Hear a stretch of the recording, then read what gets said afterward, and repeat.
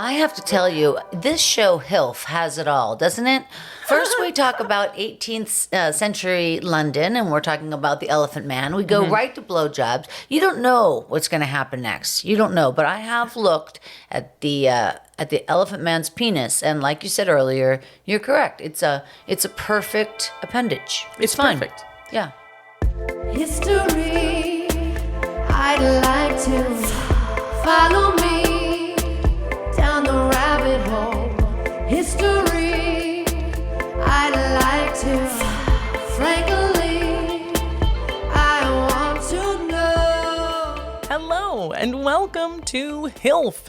My guest for this episode is Christine Blackburn, and she is a very successful podcaster, the creative force behind the long-running Story Worthy and its live show counterpart, Story Smash, which can be seen monthly here in LA at the Hollywood Improv. And she graciously opened up her house to us, and so we are recording this conversation while sitting at her cozy kitchen table, sipping coffee, and as you will hear, sharing a joint or two. I know, Ma. Buckle up.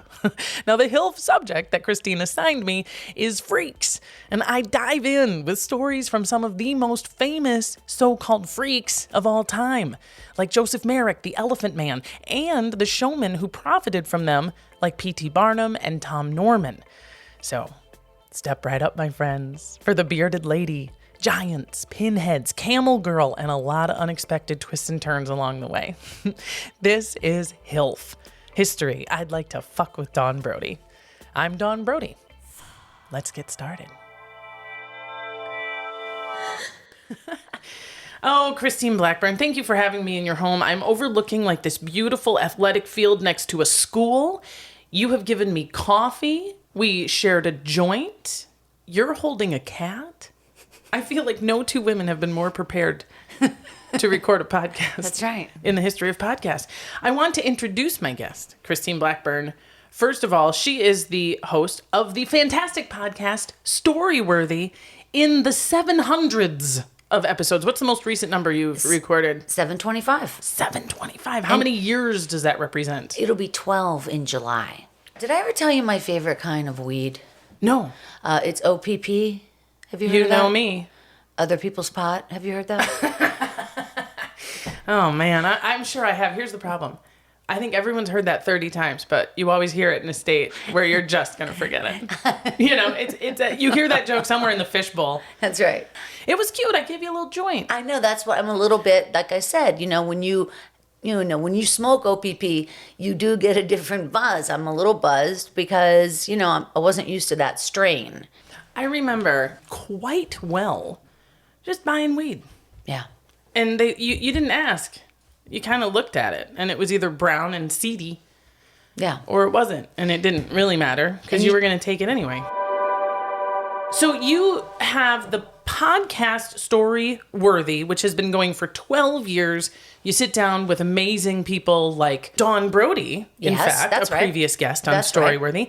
And you invite them to tell you their best story. Yeah. And it's such a great listen. I mean, there's a reason why you've been going so strong for so long, because you're a great host and it's a great podcast. And I encourage everyone to go listen to it after you're done with this one. And then you have more than that. You have a live show, which is called Story Smash, that wildly popular, was prior to the lockdown and is now again a regular feature at the Hollywood Improv Lab.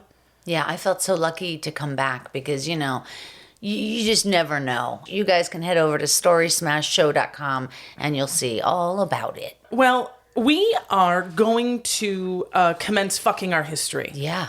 Christine. Now, I am doing the subject of the Elephant Man and freak shows. Very, very excited. Why does this subject interest you? Well, the freak show thing sort of scares me a bit because, in vein of the circus or American Horror Story, when you would see these people that they look very happy, but, and they're dancing around, but then they might have a third arm. Or they're like Pepper, from American Horror Story, or they're two-headed, or, the tallest man or the shortest man. And of course, they have their community of fellow performers and they are artists in themselves. But, it does look freaky.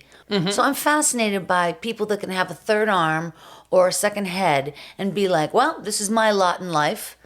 Let's move on and go to the next town, make a little money. Yeah. I think you seem to really be tapping into something that I think is very universal around this subject, which is, on the one hand, it feels like immoral to display another person's body for spectacle. And yet they seem very empowered and singularly kind of choosing the life to an extent. And there's something to be considered there. And then also our fascination with deformities and our empathy, I think, takes over. And we start to go, how can you, as you've said, with a third arm, look so happy and dancing and making a living and like doing laundry when I literally am like, I have bad bangs. I should die. Like, you know what I mean? I think that we all it's put into perspective. It's good to see that perspective. And a sense of community is what it comes down to. Yeah. The sense of like, who are these individuals and how do they find their peers? It's such a fascinating history, Christine. I'm going to show you the book that is my source material. One of my sources of material. It is The True History of the Elephant Man, the definitive account of the tragic and extraordinary life of Joseph Carey Merrick, by Michael Howell and Peter Ford. And I'm going to hand this book to you because in the back pages, it's marked with a bookmark, you can see the man. Yeah. Okay, I think I'm looking at the doctor. Yeah, you'll know. Because he's not a bad, the doctor's not a bad looking man at all. No. But yeah, the man who we're going to talk about today, it's tough. That's a tough situation, really. The individual that Christine is looking at there in the back of my book is Joseph Merrick, the Elephant Man. And he, I want to start, first of all, before we get too much into Joseph Merrick, is this term that we've already used several times and you're going to hear throughout the podcast, which is freak. It's tough. It's kind of a tough word to use at a time when people are particularly sensitive about using a shorthand slur that can be used and hurled with cruelty. I'm going to give you the origin of the word freak because it's kind of helpful whenever we want to dispel some of this stuff. The first time that the word freak was ever used in English in the sense that we sort of use it today was in 1847, and it was a term used among scientists, freak of nature, a way to describe individuals within a community that had deformities or injuries, some sort of malformation that was different than its genetically similar peers. And a freak of nature was just a shorthand for how they would describe these individuals. And of course, Homo sapiens are creatures, and we have freaks of nature and but it's not deformities short, among us. A freak isn't short for anything? No, there is no freakus maximus I see, yeah. out there. Freakazoid? It was just freak of nature was the longer part that we've just shortened to freak. The only really strenuous expression of distaste for that word from within the community that I came across was by Annie Jones, who was not the original, but one of the most famous bearded women. She was around in the same time, around the mid-1850s, and she actively campaigned for the ending of the use of the word freaks and didn't like it. But otherwise, it seemed to have been frankly embraced by a lot of the folks, especially those who were performing in quote-unquote freak shows, because they're literally standing under the sign. So I'm going to start with Joseph Merrick, the Elephant Man. He is 1884 London, and the guy that you said was kind of handsome when you first opened the book, that's Dr. Treeves. Yeah. He's kind of the head of surgery at London Hospital. And he gets wind, fella comes into his office one day and is like, there's a freak show set up across the street. And which is very common, these traveling small scale circus sideshows. And they said, he's the most grotesque and malformed human being any of us have ever seen. It appears to be completely authentic and worth looking at, right? Because this is money making for the hospital. Sure. To be able to discover a new disease, cure a disease, find an advanced whatever. It looks like he has tumors everywhere, like huge tumors. They are papillous growths. Oh, so they are tumors. So Frederick Treeves, goes across the street, bribes this kid at the door to get a private viewing from Tom Norman, the showman. And what he describes is harrowing. The smell that comes off of Joseph Merrick is striking. I'll describe for you, for those of you who maybe are driving and you're like, what does this fucker look like? Okay, here's what Joseph Merrick looks like. He is 5'2", so kind of short. His head is 36 inches around, but it is not round or really even oval. The right side, in particular, has a giant bulbous growth. Pumpkin. It looks, but rolly and pumpkinous, and it hangs primarily on the right side. His right hand is enormous from his shoulder to his wrist. His wrist is 12 inches around, and his hand is useless. His fingers look like turnips. It looks like a catcher's mitt, really. Yeah. He's got long curtains of skin that hang off of his right pectoral and off of his armpit and on his back, and hang loose from both buttocks down to his mid-thigh. He has bumpy cauliflower skin all over the rest of his body, and his skeleton is also enlarged. So this isn't just a skin disease. He has skeleton is enlarged under those same areas, and he had a broken hip that never healed right. So it's very difficult for him to walk. Both of his feet are enlarged, like his right hand is. All of his toes are dislocated. His lips are turned back, and his gums and his teeth are exposed. And you can kind of see in the turned back portion of his lip a scar, because he did have a trunk-like growth from that area that was surgically removed because it was preventing him from chewing and he was going to starve. And this is his dating profile, correct? Yeah. Mm-hmm. He has, and this is the kicker, perfect genitals and a perfect left arm and hand. Well, his penis, I'm looking at it right now. It looks great. It's a nice size. It's not circumcised, you know. Sure. No, it's not. We're not saying he has no assets. Yeah. And he walks, you can see his cloak there, his disguise. He wears a huge cloak and a giant hood and a hat. And there's no shoes, obviously. They just kind of pull burlap sacks over his feet. So a difficult time. So Treeves examines him, gathers all of his medical buddies around in a big room. They strip him naked, as you see. They take a bunch of pictures. They measure him.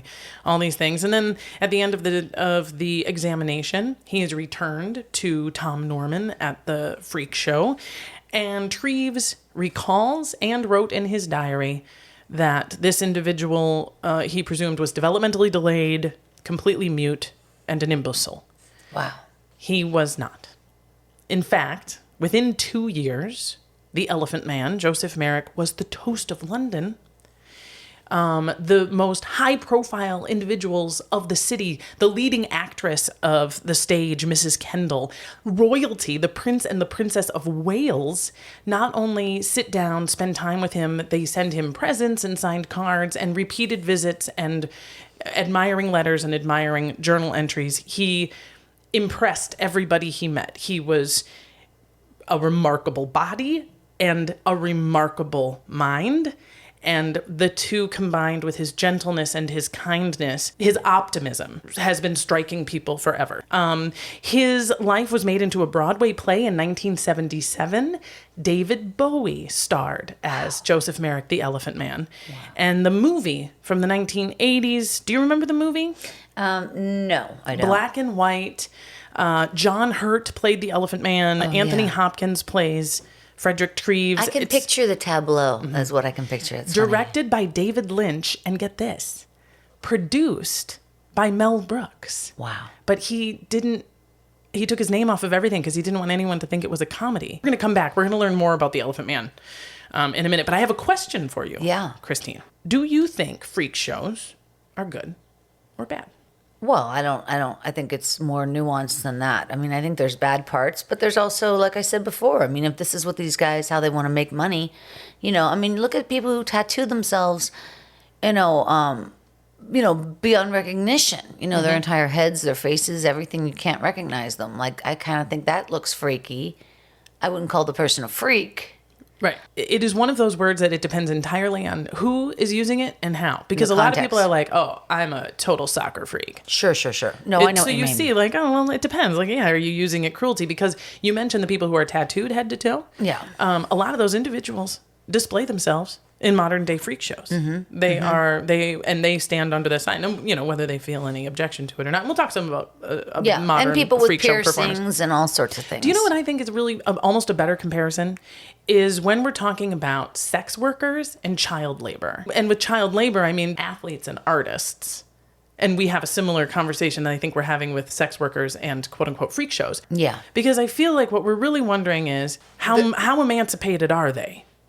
Can they leave? Are they choosing to do this? Or are they feeling pressure from some angle that is forcing them to do this in a, way that doesn't make them happy? And I think that we're mostly responding. But you could say that with any career. You know what I mean? Like you read my mind. With anybody. So yeah, I'd like, I wonder if my barista really wants to get up at 5. And I hope that she's satisfied around coffee. I hope coffee is her passion. Yeah. I mean, people are in circumstances for all different reasons. And the good news is most of it is, it's all going to pass. It's fleeting. Except if you're deformed like this, I think especially if you're born with it, like Merrick, this is all you know. He never knew what it was like to put on jeans.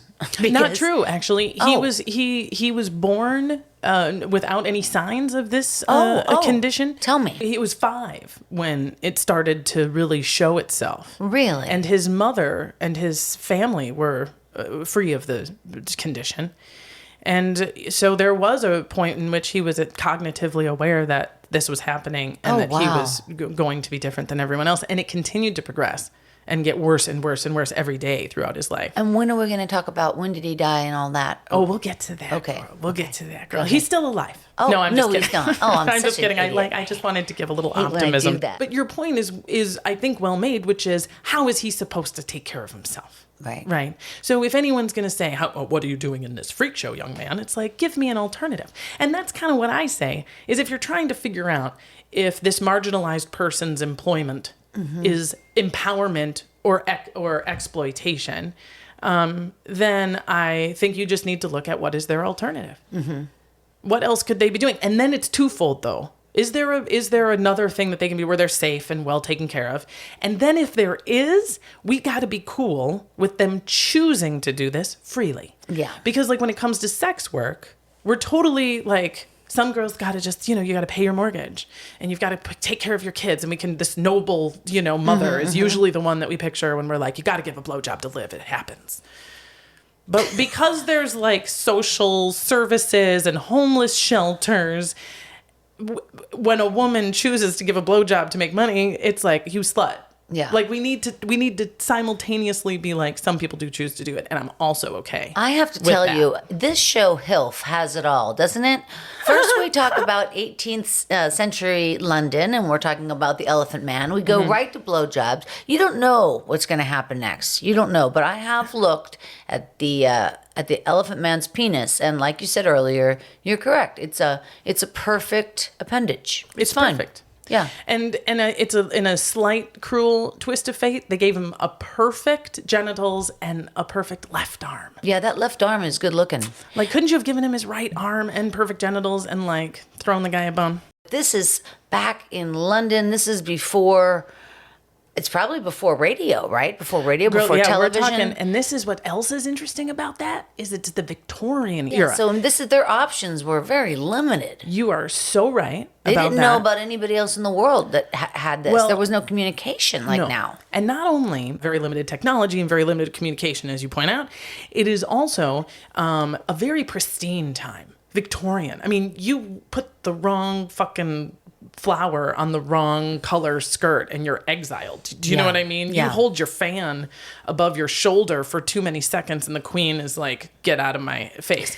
So that like freak shows had their boom in the Victorian era is interesting, man. There's something in there, right? But I want to tell you about a couple of very interesting freaks that predate Joseph Merrick, because the equity and the independence comparatively for an individual deemed a freak at this time was fairly well-worn territory.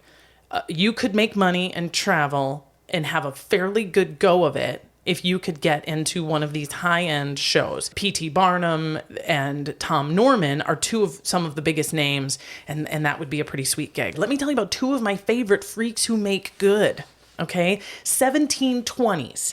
Lazarus and Joannes Baptista Colloredo, they are conjoined twins. Oh, boy. Lazarus stands and walks and talks. Joannes is another torso that comes off of Lazarus's right side and is sort of a mute dumb, but moves its lips and looks around and has 2 arms. I'm going to have nightmares. Joannes is the parasitic twin. And when they're moving around, Lazarus just covers him with a cloak. And Lazarus is kind of a handsome guy. Very, like, if you're anything like me, Quato from Total Recall, the little fella that lives in what's-his-name's chest. Do you know what I'm talking about? I'm going to have nightmares. It gets better.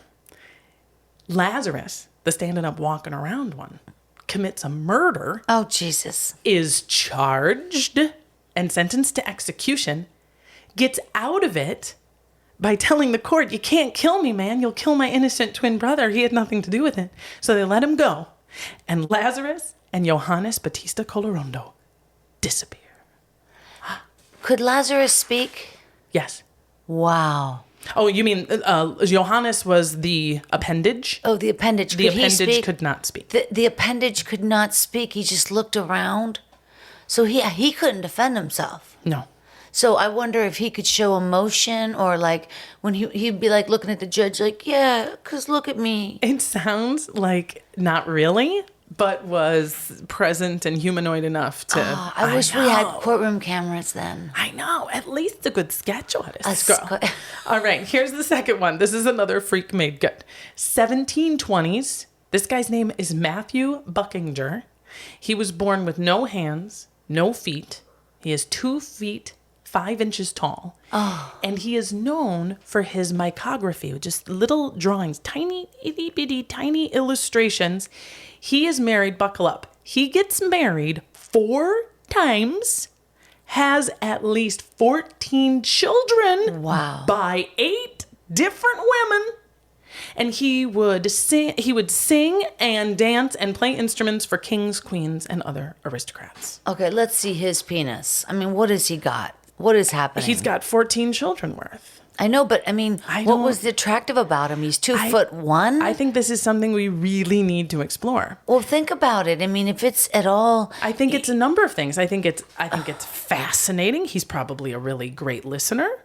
Oh my God! Oh my God! He's all ears. I know, but proportionally, you're looking at a tiny, tiny little appendage for his penis. We don't know that. I don't have any pictures of Matthew. He's only 2'1".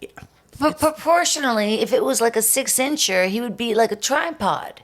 I'm telling you it. I don't know. I wish we are digging deep into this mystery. That is something else. This is why we have Google. Yeah. So we know that there's a history of freaks having lived more than full, amazing lives with children and many wives and lots of wealth and a successful art. So it happens, right?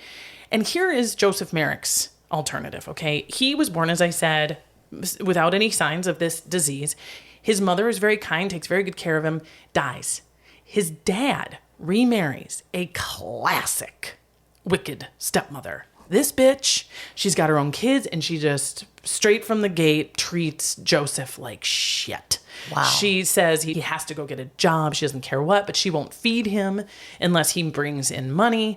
And he as the disease gets worse and worse, there's less and less he can do. He starts by rolling cigars and does fairly well until his right arm becomes completely useless. He can't do that anymore. And then I want you, just seeing the pictures, I want you to tell me what you think would be the worst job for the elephant man to have. In the freak show? No, just in life. If he's got to go get a job in London. Yeah, well, he wouldn't want to be a model.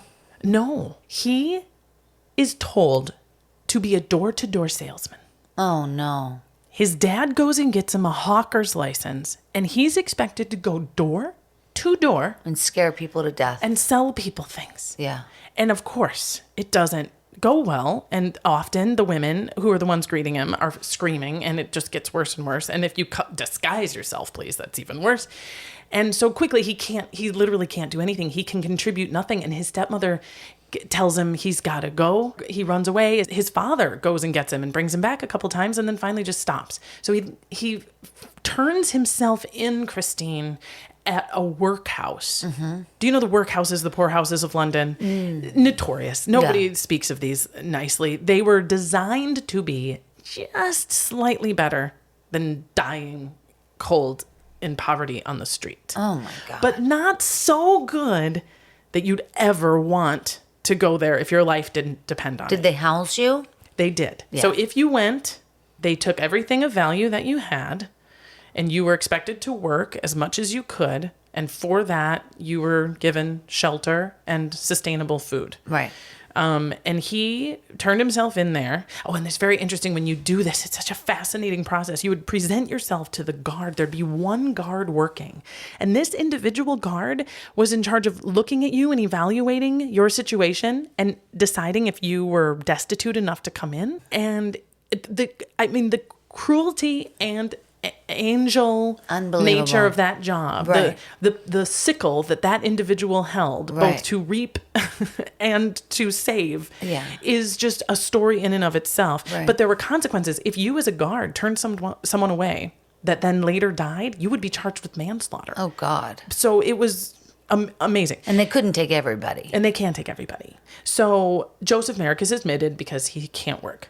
He hates it so much. He leaves in 2 weeks. But then he comes back and stays for 4 awful years. And how old is he at this time?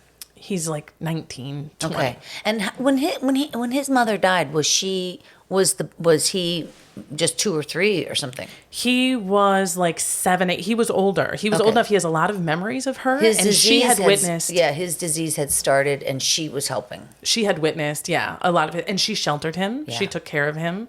I'm sure, if it's demonstrated in his character throughout his life, instills some very deeply entrenched senses of value and compassion and love, because that is what he radiates throughout. Mm-hmm. In none of the accounts of the Elephant Man, and I've read a couple from various points of view, from the doctor's point of view, from the circus's point of view, from the people who met him, from his family, all of these individuals, there is not an account of anger, revenge. He never pickpocketed anybody or stole anything or hid any of his money or threatened, you know what I mean? He was just a very gentle spirit. And he couldn't handle it in there. It was a cruel and awful place, and he was pretty much put into a corner with a bunch of psychopaths. And he's looking down the barrel like any human being would be of, this is my life if I sit here. So he writes a letter to a guy named Sam Torr, who is a showman, an individual who books freaks like himself. Sam Torr is intrigued. He comes to the workhouse. He meets Joseph Merrick. He witnesses his body, and he makes him an offer. He says, look, I have these other guys. I think they would team up together. We would sponsor you. Joseph agrees, gathers his things, and leaves the workhouse in the company of this showman. Now, if you are a big fan, as I am, of the movie, the 1980 movie with Anthony Hopkins and John Hurt, this is one of the places where the movie separates. They portray the showman as a cruel, like, animal tamer, a drunken, violent, like an abusive boyfriend, just whipping him and stealing from him and forcing him to live in filth. The reality is that Tom Norman was a totally decent dude. Took really good care of his performers, paid them a fair share. Joseph Merrick has no ill will of him. He was free to go whenever he wanted. In fact, he was billed as one of the most remarkable human beings to have ever drawn breath. The way that Tom Brown billed him as a freak was, he is horribly physically deformed, which is true. And the reason you're going to come in here and look at him is because he is so kind and so gentle and so civilized. And people would come in and they'd talk with him, and they would find the same reason you and I are talking about him, the same reason there's that book, the same reason there was the play, the same reason there was the movie, because we just can't not be struck by how someone in his situation could maintain an optimism and a love of life. After this examination by Joseph Treeves, he goes back to the showman. And in Joseph Treeves' account and in the 1980s movie, Joseph Merrick is squirreled away, and the jealous showman hides him, and Treeves has to sort of find him again to take care of him. In reality, Tom Norman passed along to Joseph Merrick, hey, they want to examine you again. They want to take more pictures and stuff. So do you want to go do that? And he said no. He said, no, it was the most humiliated I've ever felt. They didn't treat me like a person. They treated me like a specimen. And Frederick Treeves is convinced that the showman was hiding him. So they have like very kind of mutual distaste. So after this, Joseph Merrick goes to Europe, Christine. Oh, are you ready? I want you to buckle up for some darkness. Okay. Joseph Merrick goes to Europe for a European tour because the London police are starting to crack down on these things. We're getting to the end of the boom and people are starting to feel like it's kind of gross and savage and we don't like it and it's not very civilized, blah.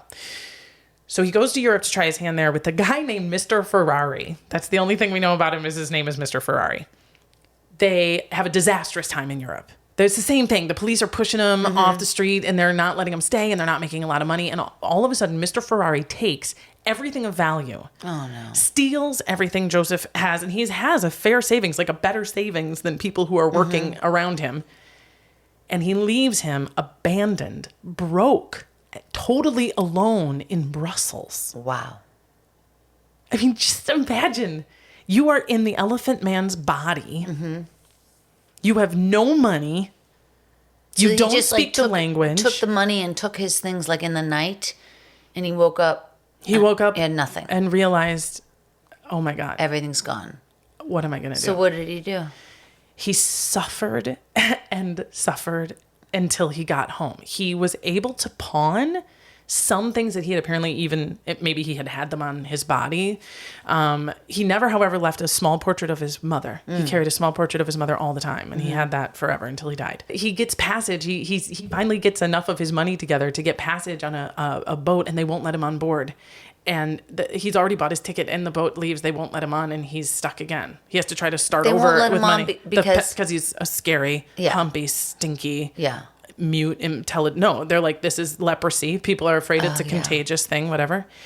So he does finally, after I'm sure hunger and thirst and pain and sleeplessness. I mean, his body is riddled with pain. Anyway, he finally gets back to London. He steps off the train in his native city. I mean, at least he can understand the language now. And he is immediately mobbed by angry, confused spectators who are following him and pushing him around and accusing him, and they chase him into a corner. And this is well represented in the movie. The circumstances by which he gets there are a little different, but it's accurate to just being chased and cornered like an animal. And he is able to present the business card of Frederick Treeves at the London hospital. And they bring Joseph Merrick to him. Yeah. And his life from that moment on is transformed. Wow. They are able to raise funds to give him a private residence. Very unusual. I mean, you think of all the people suffering in London at the time. Yeah. This guy spurred everybody's sort of charity. This is when they realize how intelligent he is. Now they can sit down with him. They can spend time with him. And they realize he can read. He can write. He has very, very deep interests and convictions and feelings and dreams and hopes. And they take him to the theater. And he is completely enamored and falls head over heels in love with what happens in a theater. He sees one play, Puss in Boots, and he never stops thinking about it. He talks about it like they're old friends. You know, I wonder if that wizard ever got out of the well. And his disease continues to advance with every passing month, and it gets worse and worse. And one night, Joseph Merrick lays down his head on his pillow and dies. And what's intriguing about that is that at any point in this story that he wanted to die, all he ever had to do was lay down and put his head on his pillow. That was always an option. I mean, just think about that. For Joseph Merrick to sleep, every time he slept from the time he was like 6 years old, the only way he could do it was by pulling his knees up to his chest and resting his giant forehead on top of his knees. Yeah. He knew at some point in like his 20s that if he laid his head down flat, he would asphyxiate and die. Oof. The weight of his skull would close his windpipe and he would die. Wow. So every nap, every night of sleep, he rested his head on top of his knees so he wouldn't die. Wow. So think about those nights in the workhouse, the nights on the boat, the nights of hunger with his stepmother. All he had to do was lay down. If he wanted out, he just had to lay down. I just think that's so fascinating. I think it's so fascinating that he never chose to die in his states of suffering. Mm-hmm. He chose to die in waited. a state of great peace and great satisfaction. Well, also, he was young, when he was in Europe. He was 27, like a proper rock star. He died in his sleep at the age of 27. Oh, wow. That's very young. Did people ever think he was like not a therapist, but like a fortune teller or a soothsayer, or like what were his qualities? Yes, he was nice. Yes, he was kind, but did he just have regular conversations with people, or did he try to like share wisdom? No, I think the most mesmerizing thing for people who were meeting and sitting down with Joseph Merrick was obviously his appearance. He looked unlike any individual you had ever seen in your life, compounded with being one of the most kind and polite and well-spoken individuals that you've ever met. So it was the dichotomy, I think, that was intriguing on both fronts. But how did they sell him? A lot of times in these sideshows, freak shows, they would want to emphasize, like, this guy looks kind of gross and he'll talk to you is not going to draw people in. But they used a canvas that had a painting of a half man, half elephant that took up like a story, and it was beautifully drawn, and that was designed to bring people in. And then it was the art of Tom Norman to talk about the myth of how Joseph Merrick's mother, when she was pregnant, was knocked down by an elephant that had been at a local parade, and that is why he is so disfigured. His poor mother was, suffered this. So there's a theatricality and a performance about this terrible thing that happened to this individual. He never, and anything that I've seen, was billed as or portended to be a psychic or a spiritual being, or even, like you said, like giving advice. I think people were just mesmerized by how like you he is. Yeah. How like your neighbor he is. Yeah, like the worst part here in one of the photos is he went bald. That had to be tough. Right? Right? You were like, on my one side, that one side was really good. Yeah, I know. And he had the comb over was like 3 yards. He had like 3 yards of comb over. It's so interesting. It's all so very, very interesting. And I wonder why when they cut off like the trunk that started to grow, I wonder why they couldn't have done more. I don't know if they had plastic surgery then, but if they could take off that one thing, that one appendage, then couldn't they go further? Well, the one that they took off, they did in the workhouse. So the hospital, the best hospital in the world, was still not great. Like, they are still figuring out gloves. You know what I mean? Yeah. So the surgery was very complicated and done solely because it was probably going to save his life, and it had to be done. But there was never any indication of a cure or even treatment for the disease. Yeah. They were just trying to figure out what it was. Do you think he ever had any partners at all? Nobody ever? I don't think so. He almost fainted the first time a woman walked into the room and didn't scream. Oh. So I don't think there's any chance he had. I mean, I think that there was a lot of intimacy in having someone sit down with him and speak. I think that was stupendous, but I've never heard of any romantic involvement. Did you ever hear of him having hobbies? Yes, he made cardboard models of various architecture around London. Another thing represented in the movie that is 100% true. That's neat. Yeah. Here's what we're going to do now. We're going to take a little break. Okay? I'm not going to make you smoke any more of my dope unless you suggest you have any interest of any kind. I do. And when we come back for part 2, I'm just going to quickly go through some other if notable it is not freaks abundantly clear, and where we're at if today with Christine freak Blackburn shows. ever See if you want, if you have any kitchen interest in maybe table, joining say one with yes. Great. You will not regret it. And don't forget, you can find more about anything that may have piqued your interest thus far. Pictures of Joseph Merrick, links to Christine's podcast, and ways to get tickets to live events, all on our Instagram at HILF Podcast. And hey, while you're shuffling away out there on the World Wide Web, I have 2 great ideas for you. 1, go give our little podcast a rating and a review, will ya? It's a real shot in the arm and helps us enormously. 2, go check out another great podcast from my friend Dead Air Dennis Mailer. You're going to hear from him next, and then we'll be right back with HILF. Freaks. Hi, I'm Dead Air Dennis Mailer, host of another educational podcast devoted to helping you get smarter and laughing all at the same time. It's called Word of the Day with Comedians. It's the funniest way to expand your vocabulary and is available on YouTube, iTunes, and Spotify. Now it's time for the history you were never taught from the person who should never teach it. HILF, History I'd Like to Fuck with Don Brody.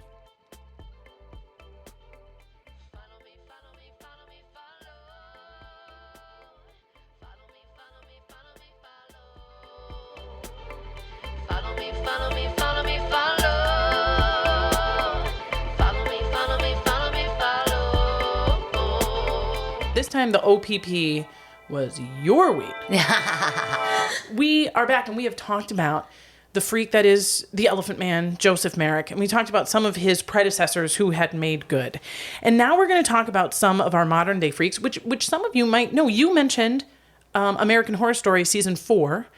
Among the cast are several performers who are self-proclaimed freaks who perform both demonstrating their deformity and as actors in other venues. It's fascinating, the cast. I strongly encourage you to go, actually, to IMDb for American Horror Story Season 4 and take a minute to look at the biographical and professional history of a lot of these performers and see if it is informed by this podcast, because I had a blast doing it. And that was American Horror Story Freak Show. Freak Show. That was what it was called, yeah. Exactly. So they certainly were happy. They were like, yes, Yeah, I'm signing my name under the show Freak Show. Cutting and corners, take your money. Yeah. And there's a movie, fantastic movie, 1932, called Freaks, that also famously employed and featured authentic actors who were deemed self-proclaimed freaks.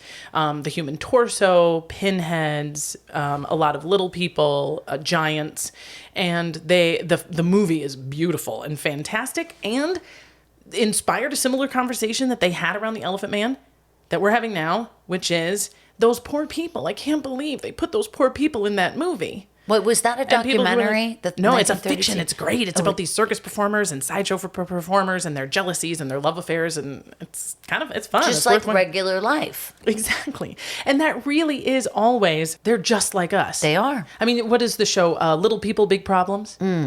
We're just watching them do laundry and take their kids to school and go grocery shopping, and we're just going, look at them. Just like us. I mean, that's the whole. I haven't seen that show. It's ridiculous. Frankly, it's the same thing we do with rich people. So it's voyeurism. We look at these like housewives. We're like, they have more money than God. They could go to a mall on an afternoon and just spend my kids' college tuition and forget they did it. See, we can't imagine this wealth. And then we watch shows and we go, look at them, just waking up in the morning in a bed, just like me. Look at them chewing food with their mouths, just like I do. Like, we have this, there's something about how the people we consider beyond us, both good and bad, are at the end of the day just like us. We're because you only have one remote control, one TV, and you got one Amstel light in your hand. That's it. You know what I mean? I mean, how many? What more are you going to have? And that's a pretty great Thursday. I know. I skied a lot in my life, and when I was I was so young, 22, 23, I lived at this ski resort in Colorado, and my buddy always used to say, would be on a lift on our way up the mountain, and beautiful, Colorado blue sky, 11,000 feet, and John Lakey would say, I wonder what the rich folks are doing today. And that always stuck with me, could it be better than this? Doubt it. We are now going to get into what I'm calling my FILF'S. Okay. Freaks I'd like to fuck. Okay. And by fuck, of course, I mean with everyone's consent. Sure. We begin with Schlitzie Surtese, one of the most famous pinheads of all time. He is featured in that 1932 film Freaks I told you about. He often performed in drag. I believe he is portrayed as a female pinhead in the movie. He was performed often with Barnum and Bailey. He had apparently the intelligence level of a 3-year-old, very limited vocabulary, but he understood everything, and he was very happy, very funny. He had lots of friends. He could come and go freely. He saved a fair amount of money. In 1965, his showrunner died, and his daughter, quote unquote, inherited him and had him committed into an institution in California. Get this. A former sword swallower who worked in the asylum in the off-season recognizes Schlitzie and recognizes that poor Schlitzie is sad, man. Schlitzie is not the happy, joyful, dancing, singing friend he remembers. And so he adopts him, represents him, takes him out, and Schlitzie spends his last 5 years performing and dancing on the Santa Monica, Wow. Venice boardwalk, and then Hollywood next to the fucking Spider-Man. Wow. That's so interesting. And that you bring up, Hollywood and Highland here in Los Angeles, which is kind of, where the footprints and handprints are, and the Man's Chinese Theater, the Egyptian Theater, the El Capitan, right there in the center of Hollywood. Yeah, they've got so many people dressed up in costume so that when the tourists come by, they can get their picture taken with either Spider-Man or, all the characters. But it's not, I wouldn't say that's like, it is a freak show in its kind own of a self. sideshow. It's a sideshow, but it's not like the oddities. It's just the costumes. It is, but But it's isn't, odd. but is in and of itself an oddity, especially for, my people. I grew up in the middle of nowhere in Wisconsin at the end of a dead end road. So just exactly. being there is like, oh my God. And then same the people as are doing this. Oh Venice my God. Beach, same thing. Exactly. Like you said, the freak show at Venice Beach. I wonder if they called it a freak show back then. I mean, sure just they did. The boardwalk. I mean, they would have. It was a billing. You called it a freak show because Yeah. people come to fucking freak shows. Yeah. They still do. The longest running freak show in America is on Coney Island, Wow. in New York, and it's still open. And some of the performers from American Horror Story season 4 perform there regularly. Sort of like if RuPaul's Drag Race Sure. brought if it had done interesting. drag, like those performers are Yeah. making a good living now in a regular freak show. Do you know Chang and Ang Bunker? Probably the ones that you found in your dictionary. The conjoined twins, the Siamese twins, the reason we call conjoined twins. How could I forget? How could you forget? These guys, check this out. I don't know if you knew this. They moved in there after they saved a bunch of money. They made a bunch of money as sideshow freaks. And both of them were very articulate and intelligent, unlike the first conjoined twin we talk about, where the one twin was sort of a mute, developmentally delayed. They both shared independent thought and motor skills. They moved to South Carolina, buy a plantation, and own slaves. Wow. They both get married to women very different from each other who don't like each other at all. They collectively father 12 daughters and 9 sons. Yeah, that's 21 children between the two of them. They love to go hunting. They are plantation owners and slave owners, as I said, during the Civil War. They themselves, because they were sideshow freaks, everyone knew what they looked like, they were used as a metaphor for the Civil War. Right? Are we not one body split in two? Gosh. Right? Are we as a What nation in the world? not one body? So they were using like political cartoons and stuff to like represent what was going on in the Civil War. Did they marry twins as well? No, the women they didn't like each other. They weren't related. They had to share time because the two women were like not interested in sharing their households at all. And so they have to like split their time between these two women. So spoiler alert, the North wins the Civil War. They lose it all because their fortune is invested in Confederate currency and all their slaves get emancipated. So these two have to go back to performing and they have to go back into the sideshow. And they do okay. They have 21 kids between the two of them. That they have Somebody's to got it, yeah. And they die on the same day, but not at the same time. Huh. One of them got tuberculosis, bronchitis, and suffered and died. And the other twin woke up, realized his brother was dead, and died himself within hours. Within hours, yeah. Okay, this guy, I have a feeling, I'm just going to predict that this is Christine Blackburn's favorite, maybe. Okay. Frank Lentini, the 3-legged man. 3 functioning legs. They aren't all exactly the same length, but they're all long and functioning. One of them, the 3rd leg, also has one little foot coming out about where the knee would be. Fast runner. It's a very fast runner. So I want you to picture a guy with 3 legs sitting on a chair looking at you, okay? Between each pair of legs is a full set of fully functioning genitals. Oh my God. I know. He is, quote, very well liked. Ugh. That's what it said in his. He was very famous, very friendly, and very well liked. I don't know how many kids he had, Wow. but damn. So I just don't even like the idea, though, of that 3rd leg just like flipping around. Yeah. Yeah, you would have to. On the other hand, you have one more bracing point. Yeah, but like if he were behind you, you'd have like his third appendage slapping your thigh. No, you could have that third leg could be sort of pushed. I mean, you haven't had it. Maybe you have. I don't want to judge you, but I've had sex on a lot of boats and RVs. I'm not sleeping always with a a wall. three-legged man. Well, why are you so judgy, girl? Look, He makes a good living. He's got 2 dicks. You don't really? No interest? Oh my. One's too many. Yeah. No, one's good. One's perfect. You're not greedy. You don't like that leg. You wouldn't take if a second dick came with a third leg. You're not doing that. I'm gonna have nightmares. Good. I'm glad. Ella Harper is my next filth. She's called the camel girl because her knees bend forward and backwards. Oof. So she could go down on her hands and knees with her knees buckled backward like a dog. And like a camel like that. God, that But sounds like a horror movie, like when they crawl up the steps or something, like It in The does. Exorcist. And here's what I suspect happened with old Ella Harper. Because we hear about her, there's several pictures of her. You can find them on our Instagram. You can also go open your phone right now if you're so inclined.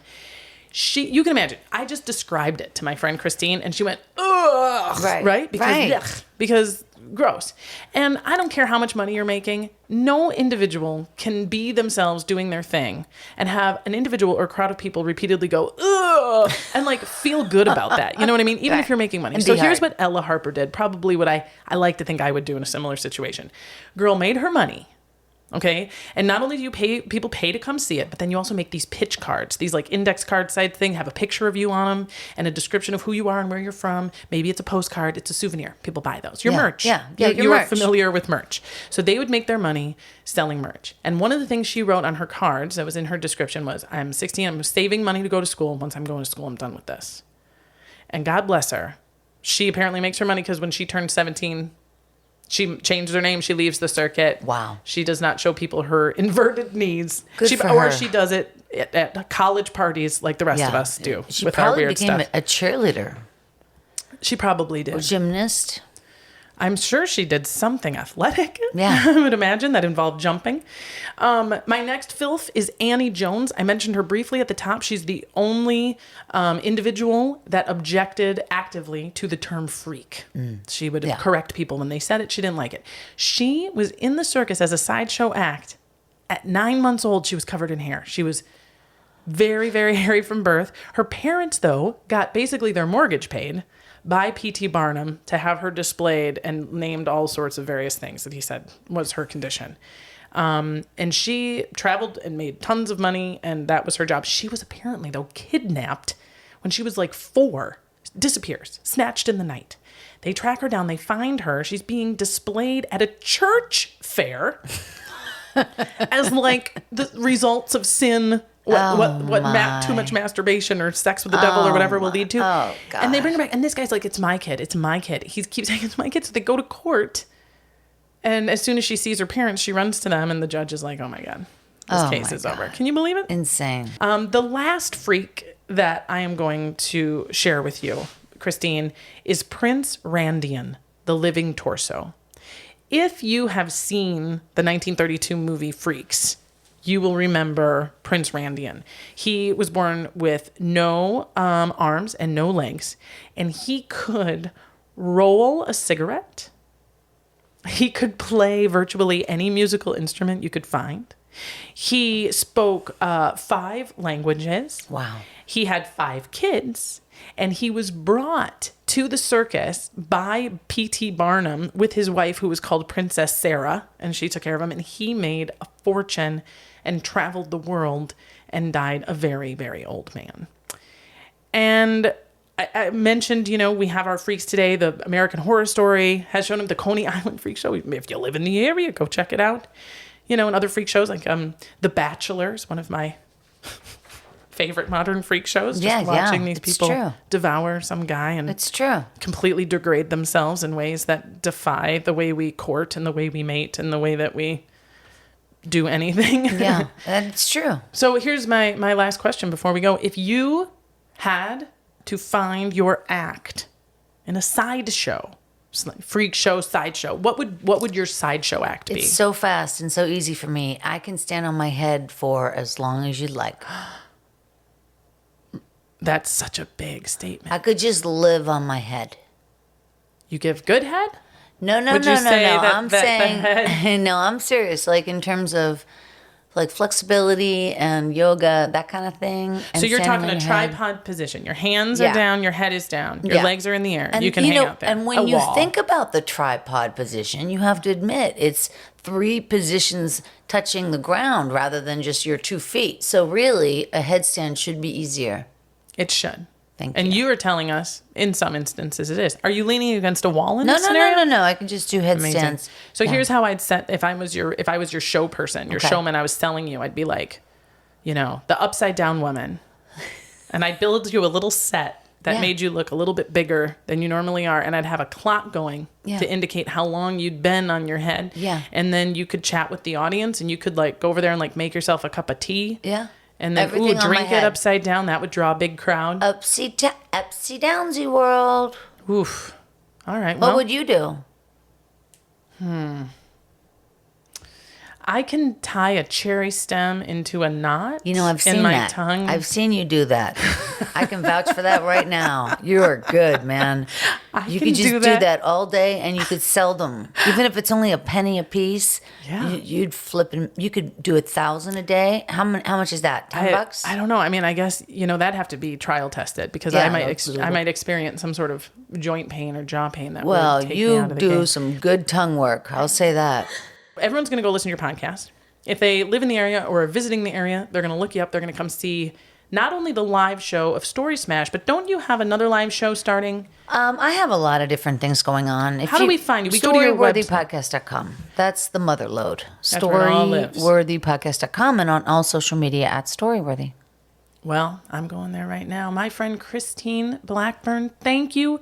Thank you for giving me your time, your kitchen table, and that sticky, sticky weed. It's such a blast, and you're so good at what you do, really. And thank you for making history accessible for everybody. I mean, really, if my kid has to do any kind of project on Frederick Merrick, I'm going to say just listen to HILF. Yeah, and then I'll say, his name is Joseph Merrick, What the fuck, and the man? doctor was Frederick Merrick. How's your mom doing? I just combined them. I thought it was easier. Just combine that whole goddamn thing. And the only one I don't ever want to talk about is Frankenstein, because frankly, I don't think that's a very fascinating story. How dare you? Sorry, I know. How dare you? I know, but You know it was my first episode. I know, but I like the way you did it. But the book itself, I remember my daughter had to read it at one point. And it was didn't like the so book. hard to read for me. It's tricky. Listen, It's dense. that girl, that bitch had a lot of words, and she Yeah. spent all day making a sentence. Yeah. And also, it was just like, and he keeps going through the mountains of Switzerland and going up and down, and then he goes to a town. Then he leaves the town, then he goes to another town, and it didn't. And they call it romanticism. I know. And I'm like, when are we going to get to the clit? Like, There's if no- this is romance, nobody's getting naked. Like, doesn't romance eventually It somebody get somewhere? Yeah, and for another time.